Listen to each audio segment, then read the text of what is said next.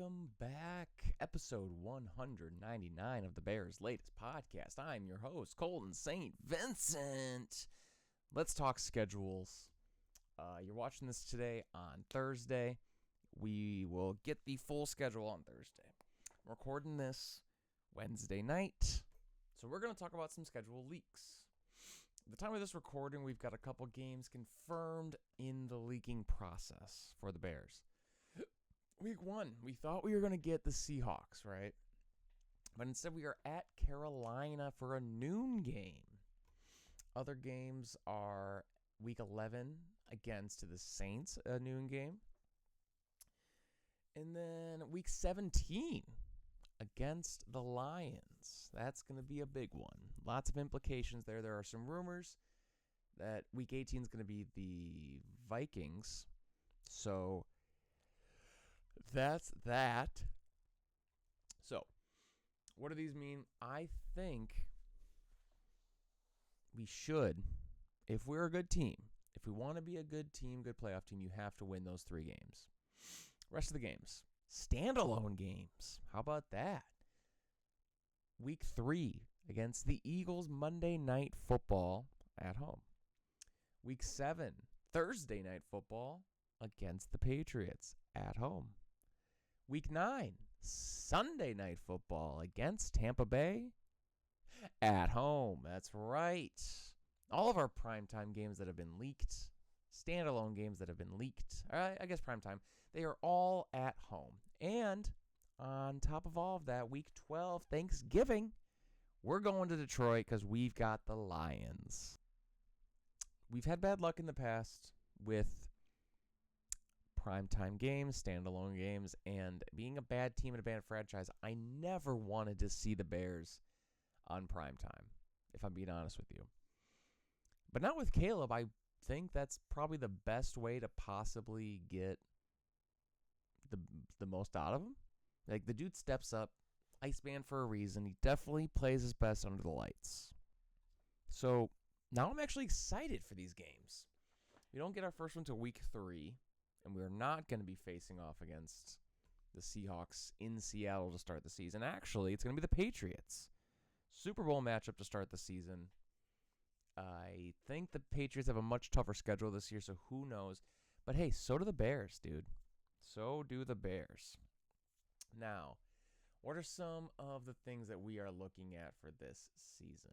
Now, we can look forward all we want, but let's take a quick look at Week 1, shall we? Clay Harbor tweeted out a couple of his thoughts going into Week 1.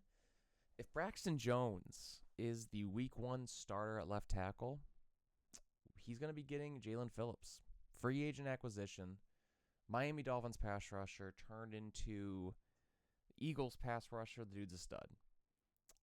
Montez Sweat and the pass rush against the Panthers tackle situation. Plenty of injuries on the offensive line for the Panthers. So hopefully it's something that we can show that it's okay that we didn't improve the offensive line. Because we didn't. And it would have been nice to, but like I said, plenty of episodes before, it's our highest paid area of the football team is the defensive line. Not necessarily just pass rush, but D tackles as well. Grady Jarrett, Montez Sweat, and Deo Adingbo are 3 of the 5 highest paid players on the Bears. And hopefully we can show up and show out in Week 1. Tet McMillan against this secondary is a little nerve-wracking, but again, with the additions of the safeties, Thieneman, Kobe Bryant, Devin Bush at linebacker, I feel good about it. I do feel really good about it. Jesus, sorry for these yawns, y'all. And then one last thing is the Panthers have a running game. They had a good running game last year, and the Bears last year gave up 123.3 rushing yards per game. So that's not great. So this is a game on paper that could be tough, could be easy. It kind of goes both ways. There's a couple games this season, but most of them from the outside looking in are looking tough. I think this game could help us answer a lot of questions or at least get us more confident in some of these questions. If we go up against teams like the Seahawks in week 1, it's tough, dude, because if our offensive line isn't fully bundled up, that defense in Seattle would demolish us. And I think the Panthers do end up having like a really good defense, especially with Jalen Phillips, but it's just not the powerhouse that we have for some of these other games. For possibly comparing that to a week 1 matchup in Seattle, I think this is a way better bounce of the ball. Now, some other schedule notes here. We had somebody calculated who, or I guess I should say what team is traveling the most and which is traveling the least. So in terms of miles traveled this year, the Bears are third least. The third least amount of miles. Obviously, the Seahawks road game is most of those miles, 3,447. Dolphins are 2,300. Panthers, 1,200. Falcons, 1,100. After that, we don't travel 1,000 miles all season. Bills, Vikings, Lions, Packers. Now, if we're comparing this to the rest of the league, like I said earlier, the third least, we are only behind the Browns and the Panthers. Panthers are only traveling 8,740 miles. On top of this list for the NFL, a lot of West Coast. Niners and Rams are leading the way, but then the Texas teams are interestingly in there as well. So the Texans and Cowboys round up the top 4. Niners are setting a record, I believe, for the most miles traveled in a season with 38,105. 38,105 miles. The Bears are at 10,000, and the Panthers are last with 8,740. So almost 30,000 more miles for the Niners than the Panthers. I would expect one trip from Seattle to Miami would get you higher than the Bears, like just overall, like one big trip like that.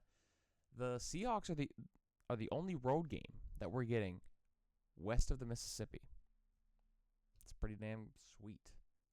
And we talked about it a little bit. It would have been ideal to get it for travel purposes in week 1 because you're not going to travel the rest of the year. Your first week, you're like, it doesn't matter where you are.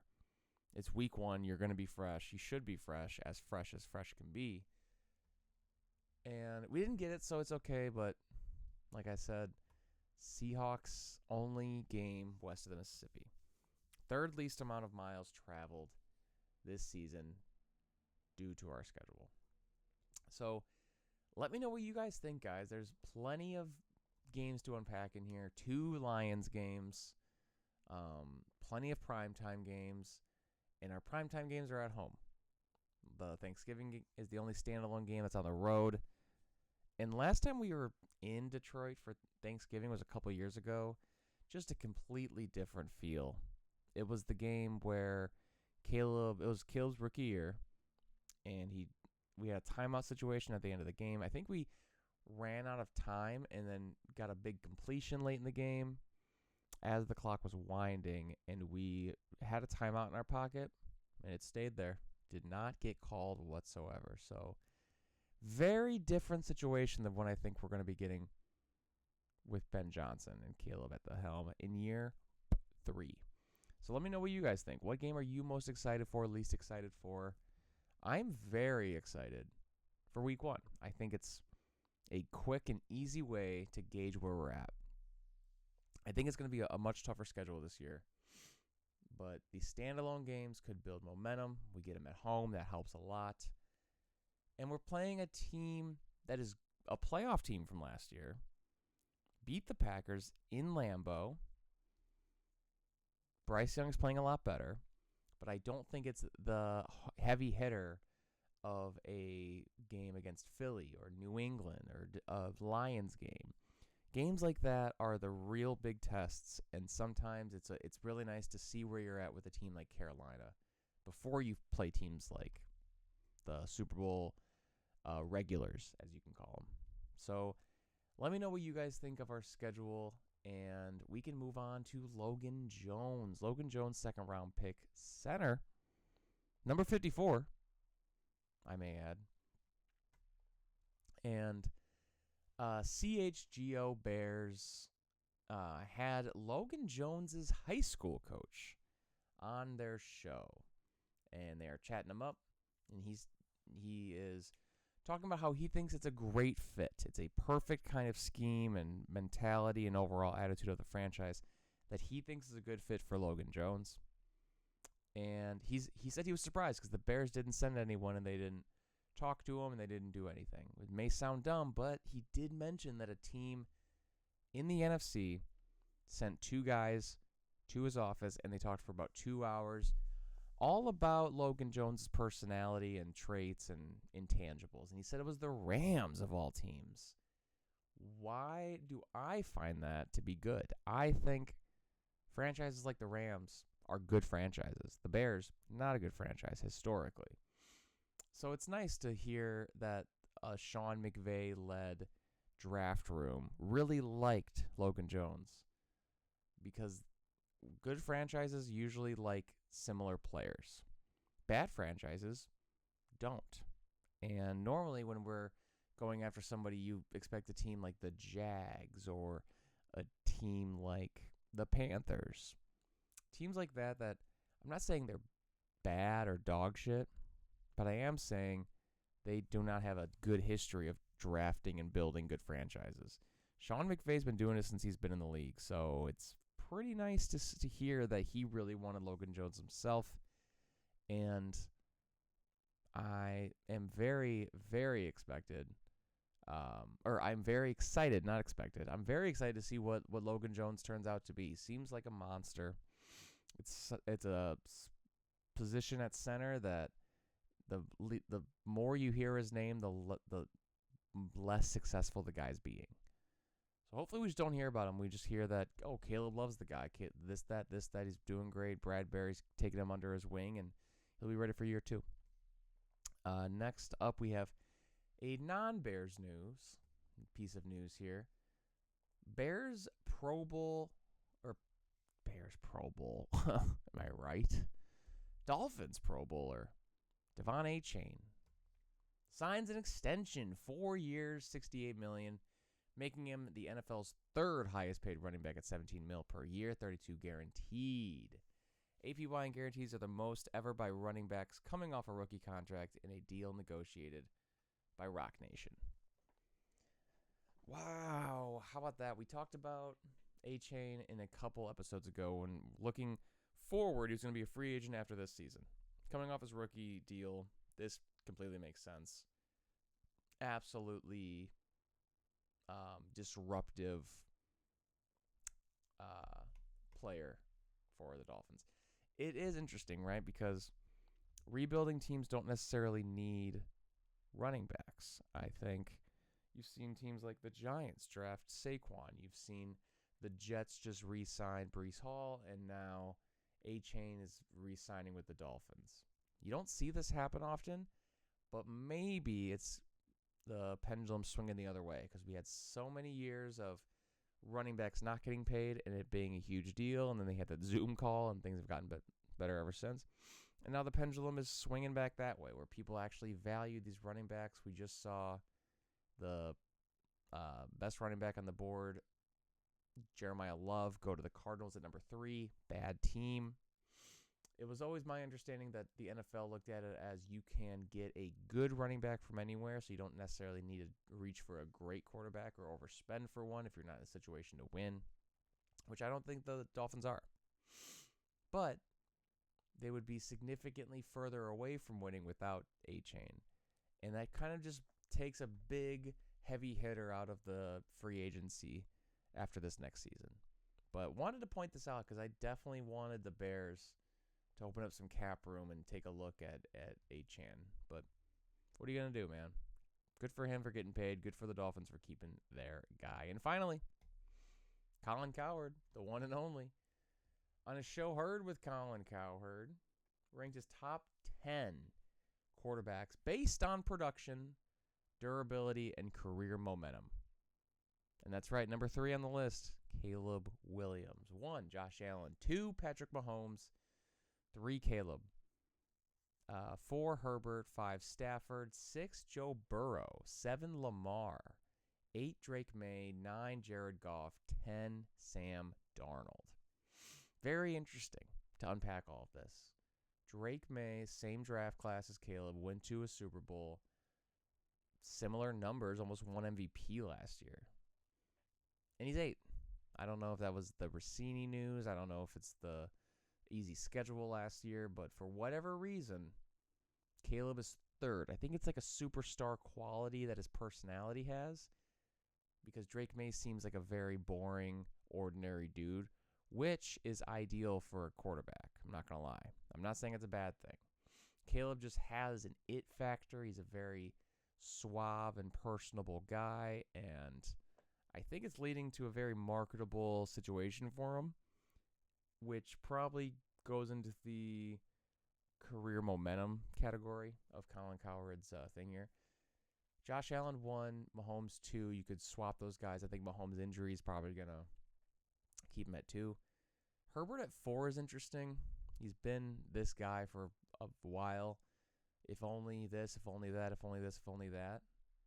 And I wouldn't put him above Joe Burrow, who's been to a Super Bowl. Herbert's been hurt. Burrow's been hurt. Lamar's had a lot of diarrhea.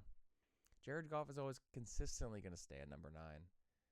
And him and Sam Darnold are in the realm of like really, really good, not quote-unquote a superstar, but they could both win a Super Bowl. Sam Darnold just showed it last year. But Bears don't get this kind of pub anymore. So this is, or not anymore, ever before. Very cool to see, even if it's Colin Cowherd. But simple enough there, guys. Episode 199 of the Bears' latest podcast. Colton St. Vincent here signing off. We'll catch you guys tomorrow. Break down the full official schedule once the NFL releases it on Thursday. I believe it's Thursday afternoon. So thanks for watching, guys. I hope you guys appreciate. I finally got to painting. I scratched everything off, and now we're painting. Once we dry, we'll hang up a little decoration, get ourselves a little studio cooking up here. So thank you very, very much. I love you all, and we'll see you guys tomorrow.